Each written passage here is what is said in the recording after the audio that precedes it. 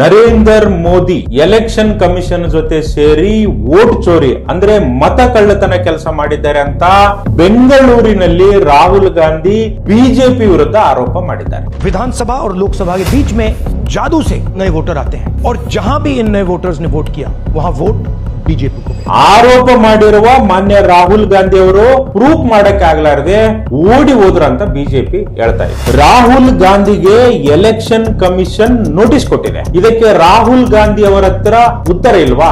ರಾಹುಲ್ ಗಾಂಧಿ ಅವರು ಎಷ್ಟು ದೊಡ್ಡ ಆರೋಪ ಮಾಡಿದ್ದಾರೆ ಅಂದ್ರೆ ಎಲೆಕ್ಷನ್ ಕಮಿಷನ್ ಅವರ ಜೊತೆ ಸೇರಿಕೊಂಡು ಬಹಳ ಸಿಸ್ಟಮೆಟಿಕ್ ಆಗಿ ಫೇಕ್ ವೋಟ್ ಲಿಸ್ಟ್ ಆಡ್ ಮಾಡಿದ್ದಾರೆ ಅಂತೆ. ಆಡ್ ಮಾಡಿರ್ತಕ್ಕಂತ ಎಲ್ಲಾ ಫೇಕ್ ವೋಟ್ಗಳು ಬಿಜೆಪಿಗೆನೆ ಹೋಗಿದೆ ಅಂತ.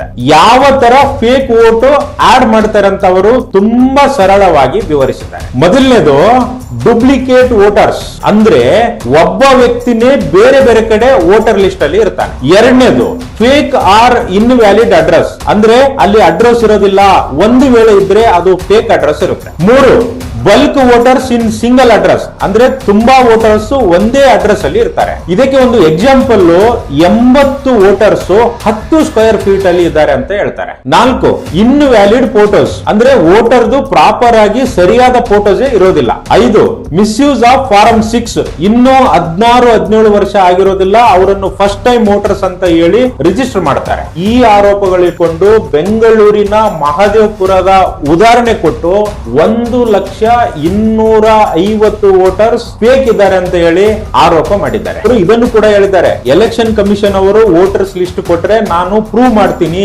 ನರೇಂದ್ರ ಮೋದಿ ಅವರು ಮೋಸ ಮಾಡಿ ಪ್ರೈಮ್ ಮಿನಿಸ್ಟರ್ ಆಗಿದ್ದಾರೆ ಅಂತ ನಾನು 100% ಪ್ರೂವ್ ಮಾಡ್ತೀನಿ ಅಂತ ಹೇಳಿದ್ದಾರೆ. India today news paper investigate ಮಾಡುತ್ತೆ 80 ವೋಟರ್ಸ್ 10 ಸ್ಕ್ವೇರ್ ಫೀಟ್ ಅಲ್ಲಿ ಇರೋದ್ರ ಬಗ್ಗೆ, ಅಂದ್ರೆ ರಾಹುಲ್ ಗಾಂಧಿ ಅವರು ಆರೋಪ ಏನ್ ಮಾಡಿರ್ತಾರೆ ಅದ್ರ ಬಗ್ಗೆ ಚೆಕ್ ಮಾಡಿದಾಗ ಗೊತ್ತಾಗುತ್ತೆ ಅಲ್ಲಿ 80 ವೋಟರ್ಸ್ ಇಲ್ಲ, ಅದರ ಬದಲಾಗಿ ಕೇವಲ ಒಬ್ಬರು ಮಾತ್ರ ಇರ್ತಾರಂತೆ. ಆ ಮನೆ ಮಾಲೀಕರು ಯಾರು ಅಂತ ಚೆಕ್ ಮಾಡಿದಾಗ ಜಯರಾಮ್ ರೆಡ್ಡಿದು ಮನೆ, ಅವರು ಬಿಜೆಪಿ ಲೀಡರ್ ಅಂತ ಗೊತ್ತಾಗುತ್ತೆ. ಇದು ಒಂದು ಮನೆ ಅಡ್ರೆಸ್ ಅಲ್ಲಿ 80 ವೋಟರ್ಸ್ ಅಡ್ರೆಸ್ ರಿಜಿಸ್ಟರ್ ಮಾಡಿರ್ತಾರೆ. ಫ್ರೀ ಅಂಡ್ ಫೇರ್ ಎಲೆಕ್ಷನ್ ಮಾಡೋದು ಎಲೆಕ್ಷನ್ ಕಮಿಷನ್ ಅವರ ಡ್ಯೂಟಿ ಅಲ್ವಾ? ನೀವು ಪಪ್ಪು ಅಂತ ಯಾರಿಗೆ ತಿಳ್ಕೊಂಡ್ರಿ? ಅವರು ಪಪ್ಪುನ ಇಲ್ಲ, ನಿಜವಾದ ಪಪ್ಪುಗಳು ನೀವು ಆಗ್ತಾ ಇದ್ದೀವ. ಹಿಂದೂ ಮತ್ತು ಮುಸ್ಲಿಂ ನಡುವೆ ಯಾವ ಪಕ್ಷ ಜಾಸ್ತಿ ಬೆಂಕಿ ಹಚ್ತಾರೆ? ಅಸಲಿ ಗೇಮ್ ಫೇಕ್ ವೋಟಿಂಗ್ ಮುಖಾಂತರ ಆಗುತ್ತಾ?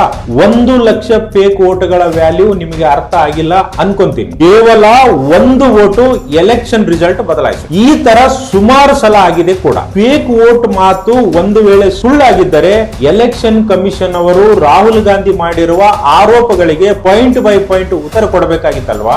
ಮೇ ಬಿ ಕೊಡಬಹುದೇನೋ ಗೊತ್ತಿಲ್ಲ. ಪಾರ್ಟ್ 2 ತುಂಬಾ ಇಂಟ್ರೆಸ್ಟಿಂಗ್ ಇದೆ. ಯಾವ ಪಕ್ಷ ಸುಳ್ಳು ಹೇಳ್ತಾ ಇದೆ ಅಂತ ನಿಮಗೆ ಗೊತ್ತಾಗುತ್ತೆ. ಪಾರ್ಟ್ 2 ಗಾಗಿ ಫಾಲೋ ಮಾಡಿ. ನಮಸ್ಕಾರ.